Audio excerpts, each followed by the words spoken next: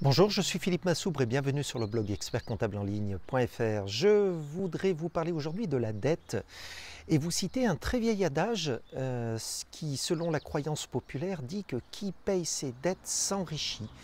Eh bien en fait, cet adage est vrai, rigoureusement exact.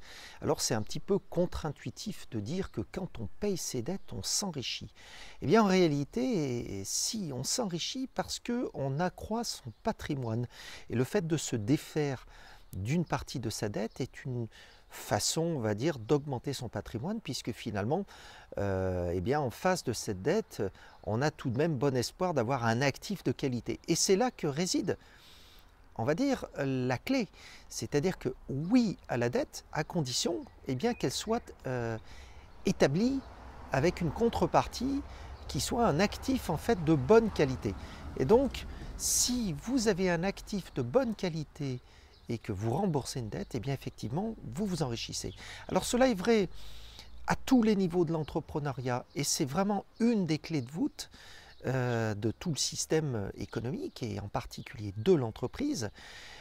Soit vous êtes riche et à ce moment-là, vous n'avez pas besoin de lever de la dette, soit vous n'êtes pas riche et vous avez besoin de lever de la dette. Ceci est vrai en matière industrielle, en matière de services aussi, parce que parfois il faut investir dans des logiciels ou dans des moyens bureautiques qui peuvent être conséquents. Cela est vrai en matière immobilière, cela est vrai en fait dans tous les domaines de l'économie. Lever la dette est un facteur de croissance rapide parce que vous mettez des moyens considérables en face d'un projet et bien sûr vous pariez sur ce projet parce qu'il faut que votre projet fonctionne, mais ça c'est la base de l'entreprise, l'évaluation préalable des risques, et c'est autour de cette notion de risque que les financiers vont ou non vous suivre.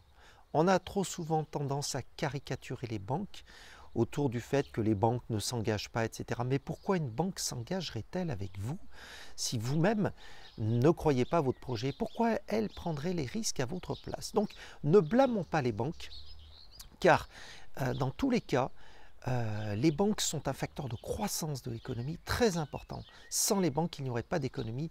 Les pouvoirs publics le savent, les chefs d'entreprise le savent. Donc cessons de blâmer nos banquiers. Par contre, négocions avec eux les garanties.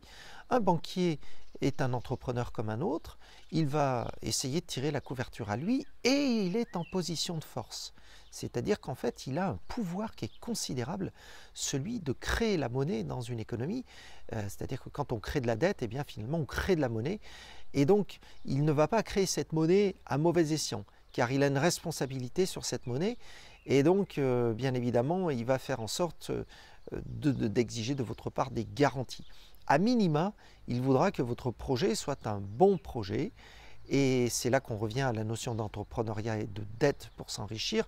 Oui, la dette, 100% d'accord avec de la bonne dette, de façon à augmenter de façon beaucoup plus rapide votre patrimoine. Car si vous comptez uniquement sur votre autofinancement pour vous enrichir, eh bien, vous avez intérêt à avoir un modèle qui marche sacrément bien. Voilà, c'était Philippe Massoubre pour le blog Expert Comptable en ligne. Je vous retrouve très bientôt. Au revoir.